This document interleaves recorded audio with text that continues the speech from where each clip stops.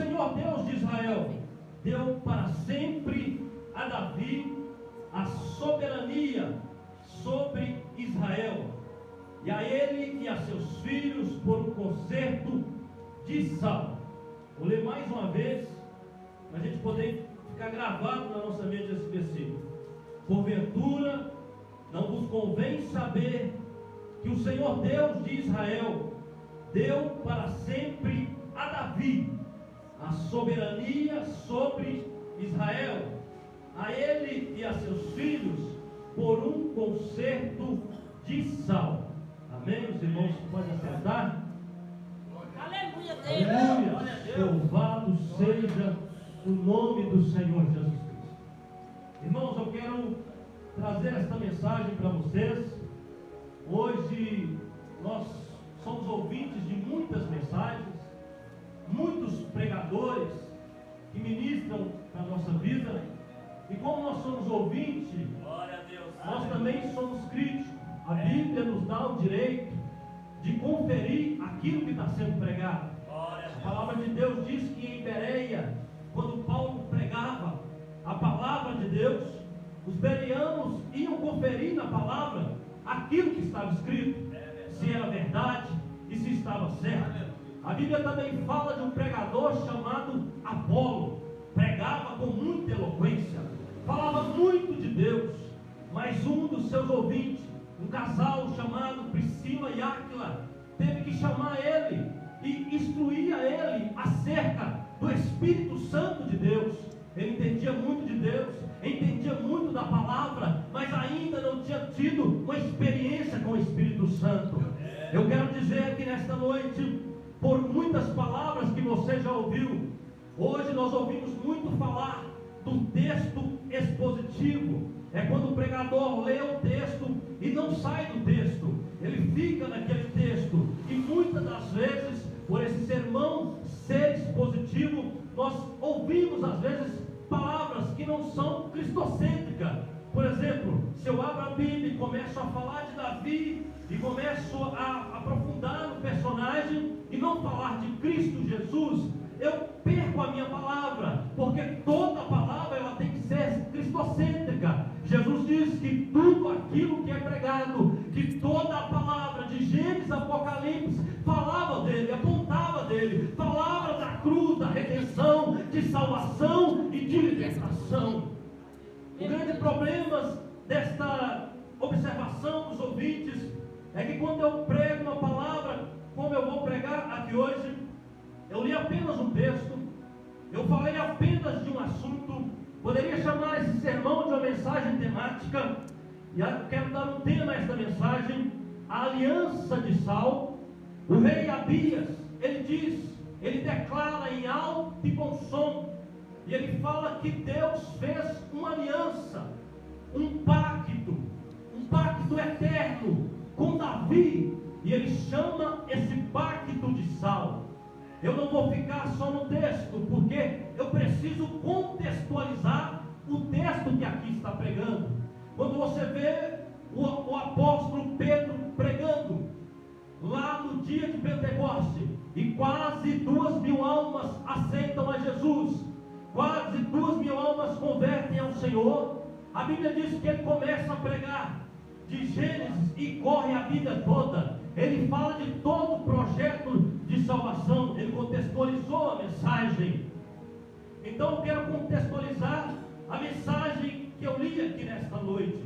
Eu quero falar com vocês acerca desse pacto sagrado, desta aliança de sal que Deus havia feito com Davi, o seu servo. Deus escolheu Davi, porque Davi é um homem segundo o coração de Deus. A Bíblia diz que Deus rejeita Saul, um rei segundo o coração dos homens, um rei alto, forte, inteligente, de boa aparência, um rei que fazia tudo para o povo, tudo para agradar a sua nação, um rei que vivia para poder agradar o seu súdito, para poder que o seu nome, elevar o seu nome como rei, para exaltar o nome da sua família, para exaltar aquilo que ele tinha feito. Mas a Bíblia fala que Saul era desobediente obediente ao Senhor. Ele não era obediente, ele não obedecia o que estava escrito na palavra. A Bíblia diz que uma certa feita era para ele esperar o profeta Samuel para poder fazer o sacrifício. Não era a função dele apresentar o sacrifício a Deus, não era dever dele estar naquele lugar de apresentar o sacrifício, porque não era sacerdote. A Bíblia diz que a falta de paciência dele, a inquietação tomou conta do coração dele, e ele apresenta aquele sacrifício em desobediência a Deus. Ele é repreendido pelo profeta Samuel por desobedecer a Deus, e o profeta Samuel diz a ele: é melhor obedecer Saul do que sacrificar. Saul é rejeitado por Deus porque não obedece às leis, não obedece à palavra, não obedece à direção que Deus tem dado para ele, não obedece àquilo que estava escrito nas leis. É melhor obedecer a palavra do que sacrificar. É melhor, irmão querido, você atentar pela palavra de Deus, porque a palavra é lâmpada para os nossos pés e luz para os nossos caminhos. É melhor andar na palavra do que confiar em experiências emocionais. É melhor andar na palavra, meus irmãos, do que andar andando atrás dos nossos próprios pensamentos, dos nossos próprios desejos. É bom sentir a presença de Deus, é bom estar em oração, é bom estar em revelação com Deus, em profundidade, em intimidade, mas é melhor andar na palavra, é melhor andar na obediência. Todas as vezes que Deus me dá uma revelação, todas as vezes que Deus fala comigo em visão, eu vou para a palavra, para ver se a palavra autoriza aquilo que eu vou pregar. Eu vou para a palavra para ver se tem base bíblica na revelação que eu estarei entregando. A palavra de Deus é a verdade, e a Bíblia diz: conhecereis a verdade, e a verdade vos libertará. Aleluia! O maior trabalho de libertação, a maior libertação para o povo de Deus, a maior libertação para esse mundo ainda é a palavra. É pelo conhecimento da palavra, é por viver a palavra que nós seremos libertos das armadilhas de Satanás. É a palavra que destrói, meus irmãos, toda a opressão maligna. Foi pela palavra que Jesus venceu a Satanás no deserto. Foi pela palavra. A Bíblia diz que Ele é a palavra de Deus, o verbo vivo que desceu do céu. A Bíblia diz em João, no capítulo 1, no princípio era o verbo, no princípio era a palavra, e o verbo estava com Deus no princípio, e o verbo era Deus, e o verbo se fez carne e habitou entre os homens. A sua palavra está conosco aqui nesta noite, trazendo libertação, trazendo cura, trazendo bênçãos para a nossa vida aqui nesta noite. É a palavra de Deus, e pela palavra de Deus, e pela obediência na palavra, nos estatutos do Senhor, foi que Deus escolheu a Davi, foi que Deus o separou para fazer com Davi uma aliança, para fazer com Davi um pacto, chamado de pacto de sal. Eu quero explicar para você o que isso significa. Por que Deus fala conosco através desses símbolos? Por que Deus ele fala conosco através das parábolas, dos animais, das montanhas, da natureza? É porque a maneira de Deus se manifestar a nós. Um teólogo diz que o Senhor, Ele é Deus, Ele é soberano, Ele é altíssimo, Ele é espírito, mas ao se manifestar com o homem, Ele veste uma roupagem humana. A Bíblia diz que Ele deixou o céu, se fez homem e habitou entre nós. Então, para comunicar com você aqui nesta noite, Ele fala na linguagem que você possa entender. Ele usa os símbolos para que você possa compreender. Ele está tentando dizer para você que uma aliança de sal é uma aliança eterna. Ela não pode ser destruída, ela não pode ser quebrada. O sal, meus irmãos, está presente em todo o planeta Terra. Onde você vai tem sal. Dificilmente o ser humano poderia viver sem sal. Nós precisamos do sal, precisamos ter uma vida temperada. O próprio Jesus, em Mateus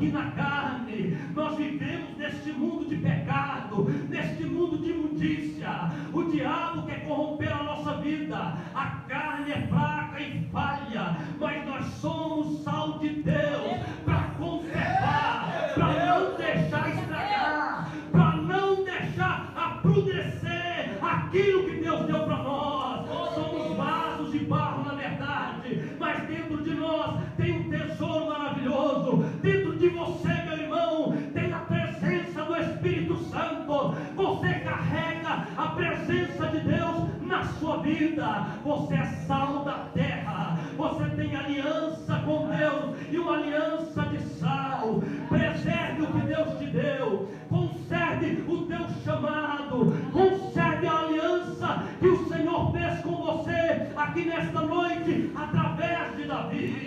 Porque Deus fez esta aliança através de Davi, meus irmãos. A Bíblia diz que Davi, ele é da tribo de Judá, e Deus deu uma bênção para Judá. A palavra de Deus através do profeta diz: Davi, da sua casa, como você é um homem segundo o meu coração, da tua casa vai sair um rei eterno, e o cetro não se apartará da tua casa. A Bíblia diz que da descendência de Davi foi que veio Jesus Cristo. Por isso que ele é chamado Jesus, filho de Davi, porque ele é um descendente de Davi. Ele é o cumprimento do pacto que o Senhor fez com Davi. Ele é a aliança de sal, e é em Jesus Cristo é que nós somos sal da terra e luz para este mundo. É em Jesus Cristo que nós somos sal, que é sal da nossa vida, que o Senhor nos colocou nesta terra para conservar, para dar sabor a essa terra, para servir de mudança, para ser temperado, para dar sabor às nossas vidas e à vida deste mundo. Esse mundo jaz no maligno. O Senhor Jesus falou que o mundo jaz no maligno. Esse mundo está corrompido pelo pecado. Esse mundo está sendo atacado com todo tipo de pecado que você possa imaginar. A Bíblia diz em 2 Tessalonicenses, capítulo 3, versículo 1 ao 5, que nós viveríamos os últimos dias. Serão dias terríveis, dia em que os homens seriam maus, desobedientes a pais e mães, homens amantes de si mesmo, homens orgulhosos, homens mentirosos, homens devassos, prostitutos. A Bíblia diz que os últimos dias, esse é o pior sinal, meus irmãos, que aconteceria nos últimos dias. Talvez nós ficamos muito ligados aos sinais da natureza. Talvez nós nos preocupamos muito com terremoto, com tsunami. Nós nos preocupamos muito com as enchentes que está tendo por aí. Talvez nós nos preocupamos muito com os desastres que está na natureza. Mateus 24 diz, é cumprimento da profecia, mas o maior sinal é a apostasia, é o esfriamento da fé, é o desviamento da santa palavra de Deus. O maior sinal é a quebra da aliança que as pessoas têm feito com Jesus. O maior sinal é quando um sal vira sal insípido e ele não serve mais para conservar nada. Ele não conserva a palavra de Deus, ele não conserva a doutrina que ele aprendeu, ele não conserva a sua integridade, ele não conserva a sua santidade, ele não conserva a sua reverência com o Senhor. Meu Deus, aleluia. Poderoso é o Senhor.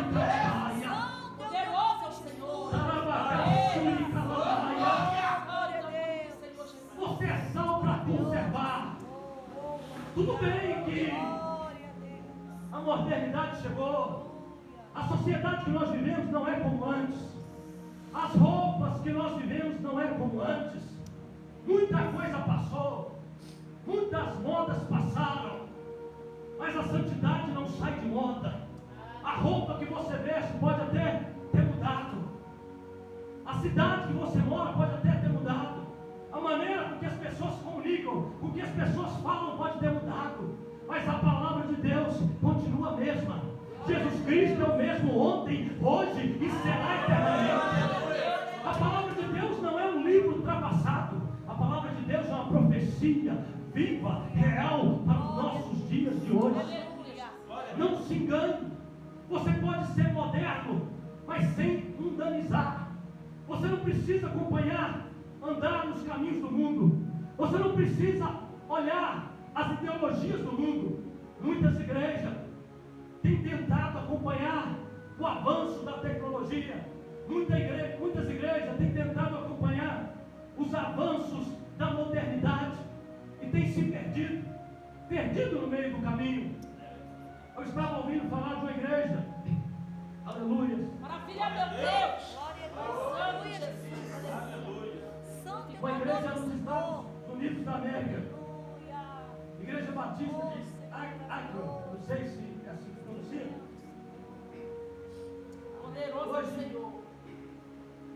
Hoje chamado de Connection Church, um nome moderno.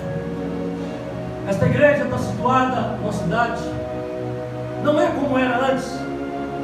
É uma igreja tecnológica, é uma igreja bonita, é uma igreja moderna, uma igreja para os últimos dias. Essa igreja, para não desprezar os crentes conservadores, para não desprezar aqueles mais antigos, ela fez um culto separado para eles. Esse culto é no horário, para não mandar eles para fora. Tem o culto deles e tem o culto pessoal mais moderno, uma liturgia diferenciada, uma liturgia moderna.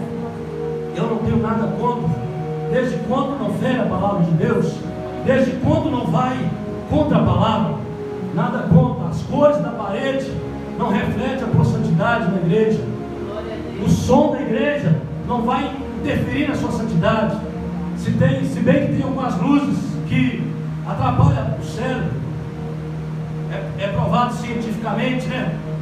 Mas o ambiente não tem problema ser uma igreja tecnológica, mas nós temos que continuar andando na palavra. Essa igreja nem sempre foi assim. Eu fui ver a história dela. Ela foi fundada em 1930.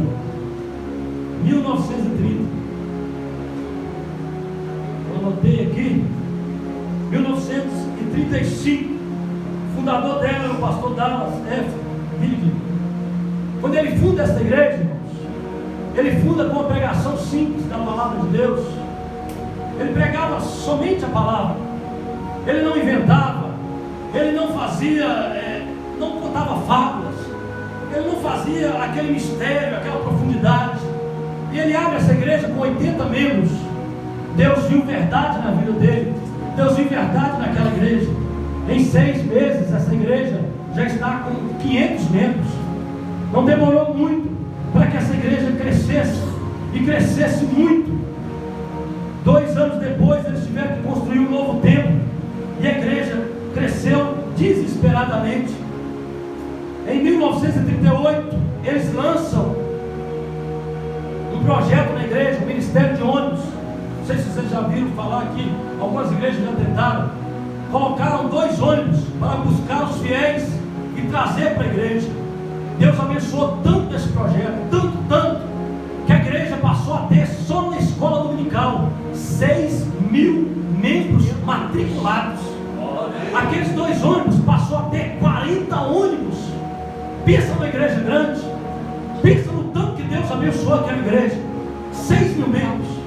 Depois, quando chegou a Segunda Guerra Mundial, 1948, depois da guerra, as pessoas foram procurar a igreja, e aquela igreja já estava com 10.000 membros. Pensa numa igreja que tinha tudo. Permaneciam na palavra, permaneciam na santidade, permaneciam no louvor, na adoração a Deus, permaneciam na aliança, até que os tempos foi passando.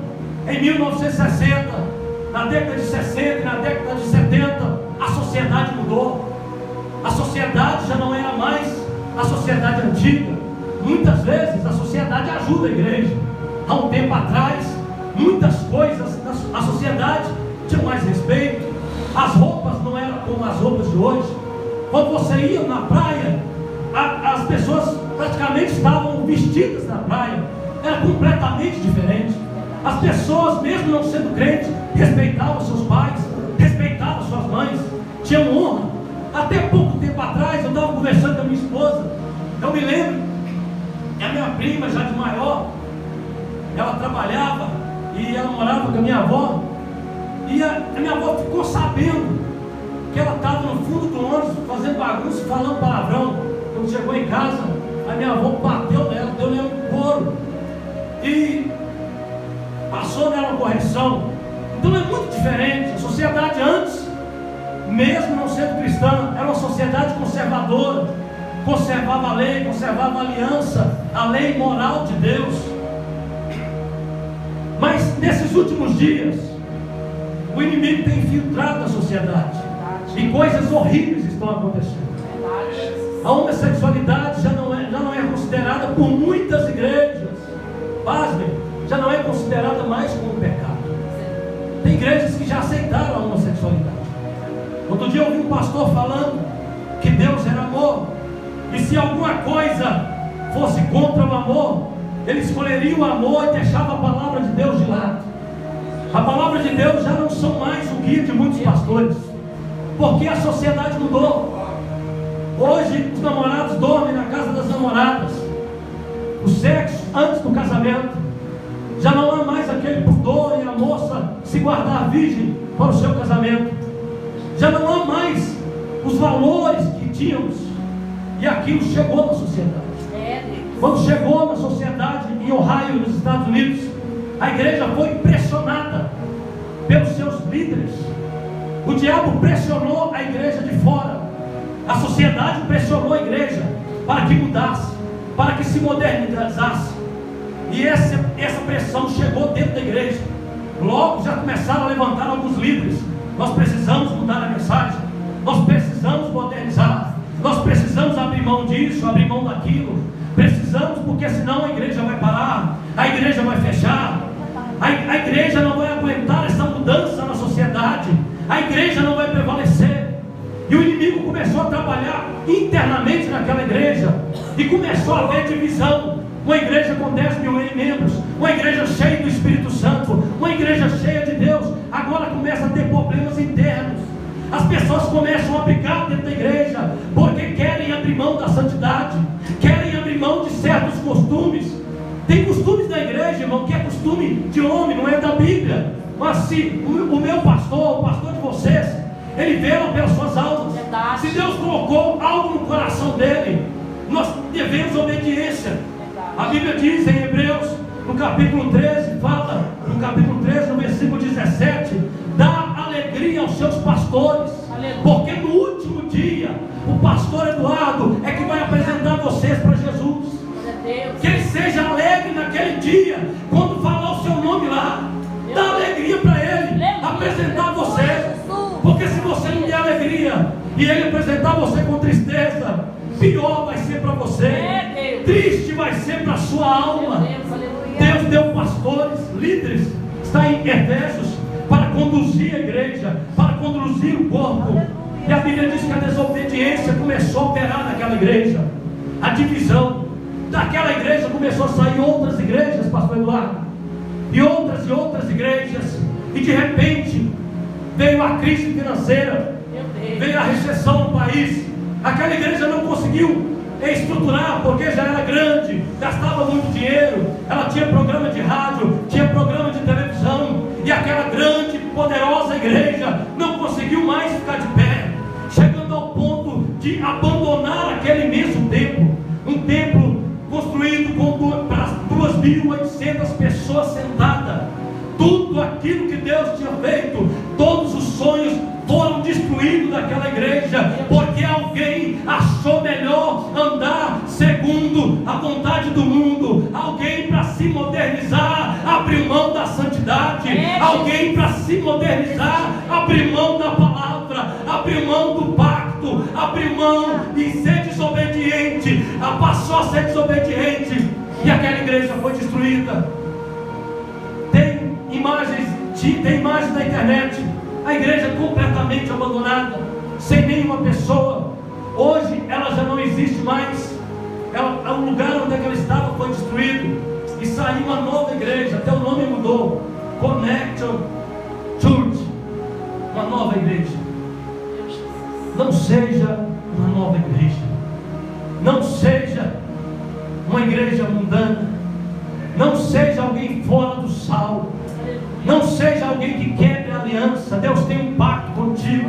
Deus tem um chamado na tua vida. Deus te chamou para fazer a diferença nessa terra. Deus te chamou para ser boca de Deus aqui na terra. Você não é comum. Você não é qualquer um. A Bíblia diz que nós somos. A Bíblia fala que o cabeça da igreja, o líder da igreja é Cristo. Ele é o líder da igreja. E a igreja? A Bíblia diz que a igreja, ela é o corpo de Cristo aqui na terra. Eu sei que você é diferente desse irmão que está aí do lado. Eu sei que o teu pensamento é diferente. Eu sei que muitas das vezes você não concorda com muita coisa, mas é porque Deus te deu um chamado diferente. Você é um membro diferente. Você tem um dom diferente. Você tem um talento diferente que Deus deu para você. Mas esse talento só funciona se você estiver no corpo, que é a igreja. Se você sair do corpo, se sair da igreja, um membro fora do corpo, ele morra, ele não sobrevive. Um membro só vive se estiver ligado no corpo, que é a igreja. Se estiver obedecendo a ordem de Cristo Jesus, que é o cabeça da igreja. Se você quiser ser uma bênção, fica aqui na igreja.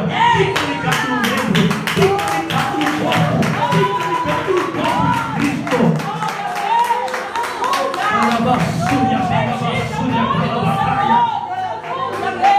Deus tem te usado de uma maneira diferente. Deus te deu um ministério diferente. Mas é assim o nosso corpo. O olho é diferente do ouvido. A boca é diferente do olho. O nariz cheira diferente. Tem as mãos, tem os pés. Quantos membros diferentes tem o nosso corpo? Mas todos eles trabalham num só propósito. O meu olho só enxerga para o bem do meu corpo. A minha boca só tenta falar aquilo que vai fazer bem para o meu corpo. Eu não vou comer aquilo que não vai prestar. Eu não vou comer comida podre, eu sou sal da terra. Eu não vou comer na mesa de Deus e na mesa de Satanás. Porque a minha boca só vai comer e ingerir aquilo que faz bem para o corpo. Se você é membro, está inserido na igreja, se você é corpo de Cristo, comece a viver isso na sua vida. Comece a enxergar somente aquilo que vai fazer bem para o corpo, que é a igreja. Abre os seus olhos espirituais e deixa Deus te usar na visão, na revelação. Abre os teus olhos e comece a contemplar como o servo de Eliseu contemplou os anjos, carros e cavalos de fogo. Maior é o que está conosco do que o que está no mundo. Abre os teus olhos como igreja do Senhor aqui nesta noite.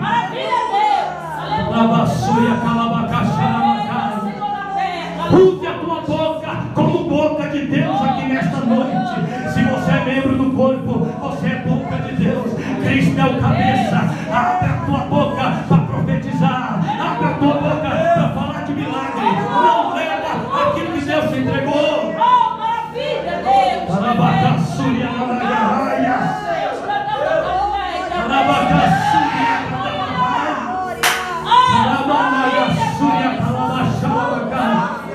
Se Deus deu a visão, anda na visão. Pastor Cleber aqui semana passada, Pastor Cleber entregou uma revelação para minha esposa. Deus falou com ele. Ele é membro do corpo. O Senhor falou através da vida dele. E a vida de quem faz a obra de Deus, irmão, não é fácil. Nós somos vitoriosos, mas a gente só é vitorioso porque a gente está na guerra. Então é todo dia, 1000 caindo, 10.000 à direita, 1000 à esquerda, mas a gente continua de pé. Glória a Deus, glória a Deus. A minha esposa é perseguida, não é de hoje. Essa mulher entrou no Paraná, nas tribos de índios, no meio do mato, ganhou 45 almas para Jesus. O cacique da tribo, que a princípio ameaçou ela de morte, os missionários que estavam com ela, converteu e aceitou Jesus. Os demônios feiticeiros que ali estavam, todos caíram por terra, se manifestaram. Deus fez uma grande obra naquele lugar. Existem muitas retaliações na vida dela e na nossa vida. Essa semana não foi fácil para nós. Porque Deus havia revelado a obra de feitiçaria. Que o diabo, quando ele sabe que ele perdeu, ele levanta com todo o inferno, com toda a fúria contra a nossa vida. Mas nós estamos aqui mais do que vencedores.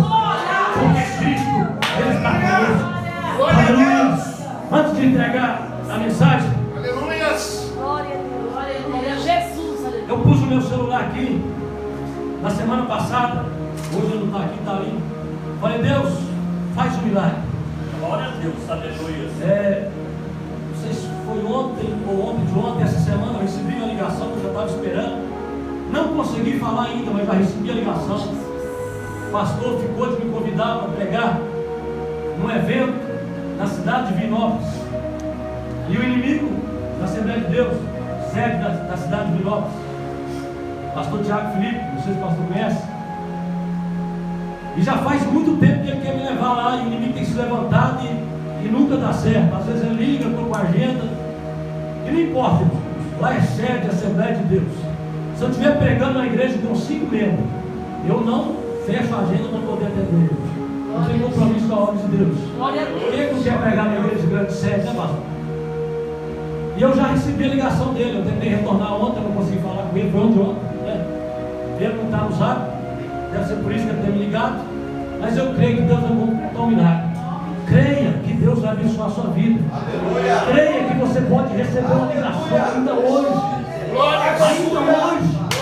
Uma boa notícia. Eu estava lá no Letícia um dia. A Assembleia de Deus não faz isso. A Assembleia de Deus não faz isso. Mas eu estava lá, na época era o pastor Clodoaldo Silva. E ele pregou, ele falou assim: levanta o seu celular aí. Vou liberar uma palavra de Deus para a sua vida. Na época eu estava parado, irmão. Tinha um tempo já desempregado. Na verdade eu não estava desempregado, eu estava afastado da empresa. A empresa que eu trabalhava fechou. Quando eu ganhava comissão, eu fiquei sem receber aquele salário bom que eu tinha. E fiquei um tempo parado. Tinha outras lojas, mas não fui transferido. Ele falou: vou liberar uma palavra aqui agora. Eu levantei meu celular desligado. Eu não ligo o celular na hora do culto, irmão. Não gosto de... Eu faço filmagem aqui, é porque a gente tem um trabalho também de divulgar a palavra na internet. Mas eu gosto de chegar na igreja e só eu e Deus. Celular desligado, levantei, recebi a palavra. No outro dia, eu estava no culto na casa do lar, recebi a ligação, celular desligado, e eu vi, alguém me ligou ontem, eu estava no culto, me ligou hoje também, eu estava no culto. Nem esperei não, só fiquei curioso. Quando eu atendi, eu estou precisando de você urgentemente na loja tal. Era a melhor loja da empresa onde eu trabalhava. O que eu ganhava, eu passei a ganhar em dobro. Em dobro. Então creia no milagre. Aleluia. O pastor Leonardo, o pastor Marcelo. Aleluia, Senhor. Creia naquilo que Deus colocou no coração dos seus líderes. Deus, uma vez eu fui a Jerusalém também. A nossa igreja também não faz. Como a gente é itinerante, a gente anda muito. Dessa vez, pastor Eduardo, eu ganhava um salário mínimo. Era bem novinho ainda. Fiz o voto. E nesse mês, o Senhor me subiu de cargo na empresa. De um salário mínimo, eu passei a ganhar 5 salários mínimos. 5 salários mínimos. A pessoa que eu fui tratar no cargo dela, aconteceu algo lá, pessoa experiente, e a pessoa foi mandada embora e eu fui empossado no lugar dele. Então Deus faz. Creia nessas coisas. Creia no milagre de Deus. Eu não vou estender mais não, irmão. Vocês me perdoam de passar por horário, eu já vou devolver para o pastor Leonardo.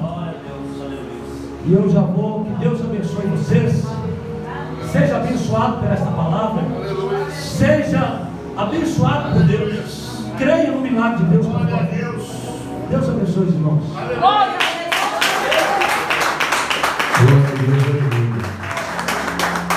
Deus é poderoso, né, igreja? Igreja, antes de mais nada, eu quero estar orando.